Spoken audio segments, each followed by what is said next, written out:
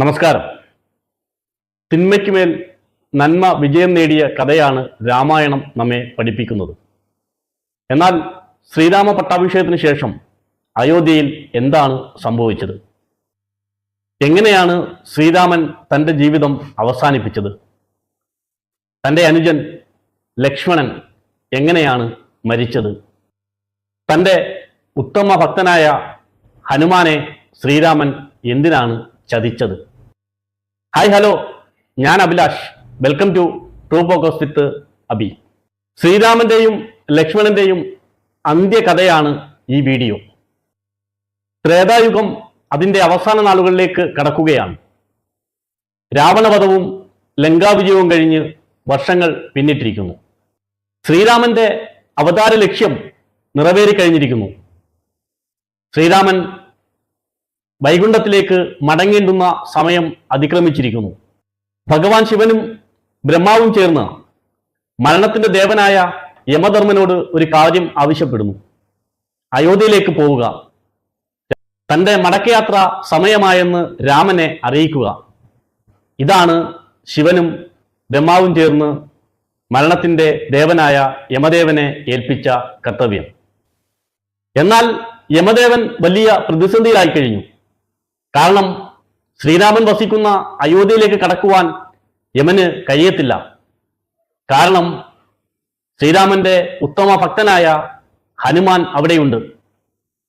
ഹനുമാന്റെ കാവൽ ഉള്ളിടത്തോളം കാലം മരണത്തിന് ആ രാജ്യത്തിലേക്ക് കടക്കുവാൻ കഴിയത്തില്ല എന്ന് യമദേവന് ചൊവ്വെ അറിയാം. ഹനുമാന്റെ കണ്ണുവെട്ടിച്ച് ശ്രീരാമന്റെ അടുത്തേക്ക് എത്തുക എന്നുള്ളത് വലിയ കടമ്പയാണെന്ന് യമദേവൻ തിരിച്ചറിഞ്ഞു കഴിഞ്ഞു.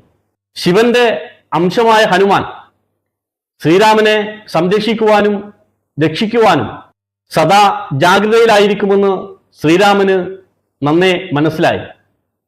അതുകൊണ്ട് തന്നെ ശ്രീരാമൻ ഒരു അടവ് പ്രയോഗിക്കുവാൻ തീരുമാനിച്ചു. തൻ്റെ അവതാരപ്പിറവി അവസാനിപ്പിക്കണമെങ്കിൽ ഹനുമാൻ അയോധ്യയിൽ നിന്നും മാറി നിന്നേ മതിയാകുമെന്ന് ശ്രീരാമന് മനസ്സിലായി. ഒരു ദിവസം രാവിലെ ശ്രീരാമൻ സരയൂ നദീക്കരയിലേക്ക് പോയി. രാമൻ തൻ്റെ വിരലിലെ സ്വർണ്ണമോതിരം ഊരി ഒരു ദാരത്തിലേക്കിട്ടു. ആ ദാരത്തിലൂടെ ആ മോതിരം പാതാളത്തിലേക്ക് പതിച്ചു. ശ്രീരാമൻ ഹനുമാനെ അരികിലേക്ക് വിളിച്ചു. സീതാദേവി എനിക്ക് വളരെ സ്നേഹത്തോട് നൽകിയ മോതിരമാണത്. ആ മോതിരം ആ ദാരത്തിലൂടെ താഴേക്ക് പോയിരിക്കുന്നു. അത് നീ എനിക്ക് എടുത്തു തന്നെ മതിയാകുമെന്ന് ശ്രീരാമൻ ഹനുമാനോട് അഭ്യർത്ഥിച്ചു. തൻ്റെ പ്രഭുവിന് സീതാദേവി നൽകിയ ആ മോതിരം അതെവിടെ പോയാലും താൻ വീണ്ടെടുത്ത് നൽകുമെന്ന് ശ്രീരാമനോട് ഹനുമാൻ വാക്ക് നൽകുന്നു. ആ ദാരത്തിലൂടെ കടക്കുവാൻ ഹനുമാൻ തന്റെ ശരീരം ഒരു ഉറുമ്പിനോളം ചെറുതാക്കി ആ ദാരത്തിലൂടെ താഴേക്ക് പോയി. എന്നാൽ ആ ദ്വാരം പതുക്കെ വലുതാകുവാൻ തുടങ്ങി. വലിയ ആഴത്തിലേക്ക് പോയി. അത് പാതാളത്തിലേക്കുള്ള വഴിയായിരുന്നു. അങ്ങനെ ഹനുമാൻ നടന്ന് പാതാളത്തിലെത്തി. ഹനുമാൻ പാതാളത്തിലെത്തിയപ്പോൾ നാഗരാജാവായ വസുകിയെ അവിടെ വെച്ച് കണ്ടു. നടന്ന കാര്യങ്ങളെല്ലാം വസുകിയോട് ഹനുമാൻ പറഞ്ഞു. വസുകി ഒരു മാളികയിലേക്ക് ഹനുമാനെ കൂട്ടിക്കൊണ്ടുപോയി. ആ മാളികയിൽ കണ്ട കാഴ്ച ഹനുമാനെ ആശ്ചര്യപ്പെടുത്തി. ലക്ഷക്കണക്കിന് സ്വർണ്ണമോതിരങ്ങൾ കൂട്ടിയിട്ടിരിക്കുന്നു. എല്ലാ മോതിരങ്ങളും ശ്രീരാമന്റെ വിരലിൽ കിടന്ന സ്വർണ്ണമോതിരം പോലെ തന്നെ തോന്നിക്കുന്നു. ഹനുമാൻ ആശ്ചര്യപ്പെട്ട് അവിടെ നിന്നു. ഹനുമാൻ ആശയക്കുഴപ്പത്തിലായി നിൽക്കുകയാണ്. വസുകി ഹനുമാനോട് പറഞ്ഞു, ഈ മോതിരങ്ങളെല്ലാം ശ്രീരാമൻ്റേത് തന്നെയാണ്.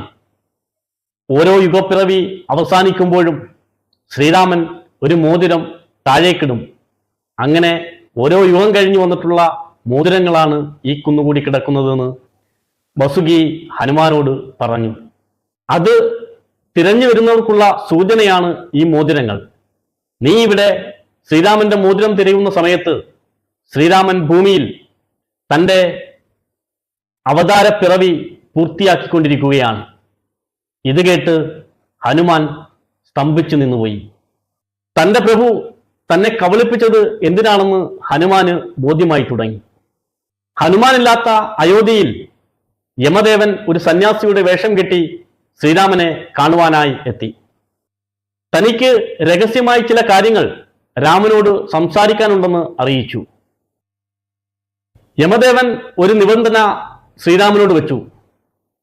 നമ്മൾ ഈ മുറിയിൽ ഇരുന്ന് സംസാരിക്കുന്ന സമയത്ത് ആരെങ്കിലും ഈ മുറിയിലേക്ക് കടന്നു വന്നാൽ അവരെ വധിക്കുവാനുള്ള ഉത്തരവ് നീ ഇടണം. ശ്രീരാമൻ അത് സമ്മതിച്ചു.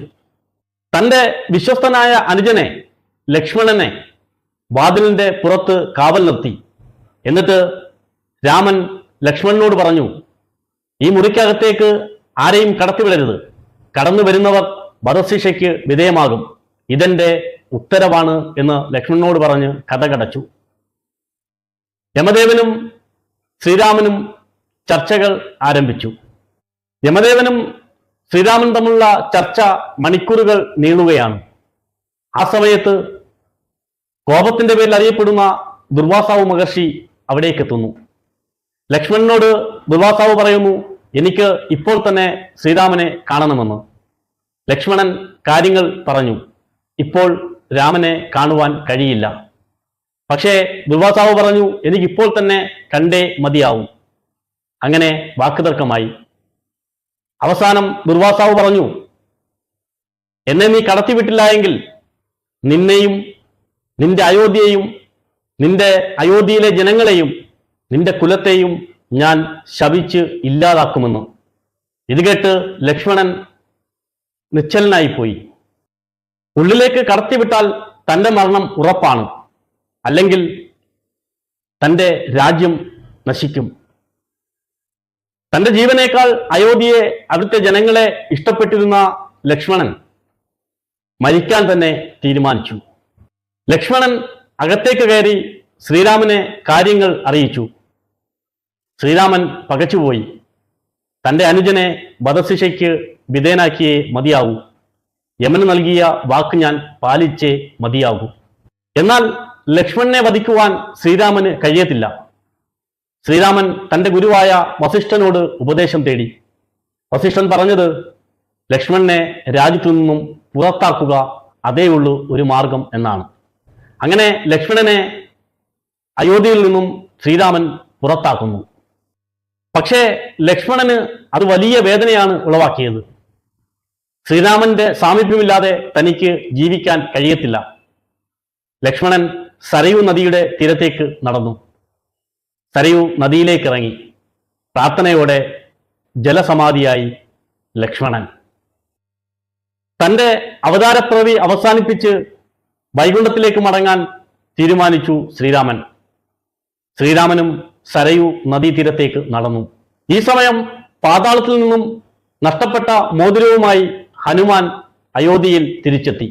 നാഗരാജാവ് പറഞ്ഞ കാര്യങ്ങൾ ഹനുമാന്റെ ഉള്ളിൽ കിടക്കുകയാണ്. അതങ്ങനെ നീറിക്കൊണ്ടാണ് ഹനുമാൻ അയോധ്യയിലേക്ക് എത്തുന്നത്. അയോധ്യയിലെത്തിയ ഹനുമാൻ കാണുന്നത് ശ്രീരാമൻ സരയൂ നദിക്കരയിൽ നിൽക്കുന്നതാണ്. ഹനുമാൻ രാമനോട് ചോദിച്ചു, എന്തിനാണ് ഒരു ചതിയിലൂടെ അങ്ങയുടെ അടുത്തു നിന്നും അയോധ്യയിൽ നിന്നും എന്നെ മാറ്റി നിർത്തിയതെന്ന്. ശ്രീരാമൻ ശാന്തനായി ഹനുമാനോട് പറഞ്ഞു, നിനക്ക് മരണത്തെ തടയുവാൻ കഴിയും, പക്ഷേ വിധിയെ തടയുവാൻ നിനക്ക് കഴിയില്ല. ഭൂമിയിലെ എൻ്റെ അവതാരപ്പിറവി അവസാനിച്ചു കഴിഞ്ഞിരിക്കുന്നു. എനിക്ക് മടങ്ങുവാൻ സമയമായിരിക്കുന്നു. ഹനുമാൻ രാമന്റെ പാദങ്ങളിൽ വീണ് പറഞ്ഞു, അങ്ങയുടെ കൂടെ ഞാനും വരുന്നു. അങ്ങയോടൊപ്പമേ ഞാൻ ജീവിക്കൂ. അങ്ങയില്ലാത്ത ഈ അയോധ്യയിൽ ഞാൻ എന്തിനാണ് എന്ന് ഹനുമാൻ ശ്രീരാമനോട് ചോദിക്കുന്നു. ഈ ഭൂമിയിൽ ധർമ്മം നിലനിർത്താൻ നീ ഇവിടെ ഉണ്ടാവണം. ലോകാവസാനം വരെ ഒരു ചിരഞ്ജീവിയെ പോലെ നീ ജീവിക്കും. കലിയുഗത്തിൽ മനുഷ്യർക്കൊപ്പം നീ ഉണ്ടാവണം. എവിടെ രാമനാമജപം കേൾക്കുന്നുവോ അവിടെ നിന്റെ സാന്നിധ്യം ഉണ്ടാവണം. ശ്രീരാമൻ പതുക്കെ സരയൂ നദിയിലേക്ക് ഇറങ്ങി മഹാവിഷ്ണുവിന്റെ രൂപത്തിലേക്ക് കടന്നു. വൈകുണ്ഠത്തിലേക്ക് തിരിച്ച് മടങ്ങുകയാണ്. ഇതാണ് രാമായണത്തിലെ ശ്രീരാമന്റെ അവസാന നാളുകളെക്കുറിച്ച് ആരും ചർച്ച ചെയ്യുവാൻ മടിക്കുന്ന കഥ. കാലചക്രം തിരിയുമ്പോൾ ജനനവും മരണവും ഉണ്ടാവുമെന്ന് നമ്മെ ഓർമ്മപ്പെടുത്തുന്ന രാമായണ കഥ. ഹനുമാൻ ഇന്നും മരണമില്ലാതെ നമ്മുടെ ഇടയിൽ തന്നെ ജീവിക്കുന്നുവെന്ന് നാം വിശ്വസിക്കുന്നു. ഹിമാലയത്തിന്റെ ഏതോ ഭാഗത്തിരുന്ന് രാമരാമ ജപിച്ച് ശ്രീരാമനെ ഭജിച്ച് കഴിയുന്നുവെന്ന് ചിലർ വിശ്വസിക്കുന്നു. മരണമില്ലാത്ത ചിരഞ്ജീവിയെപ്പോലെ ഹനുമാൻ ഇന്നും നമ്മളുടെ ഇടയിൽ ജീവിക്കുന്നു.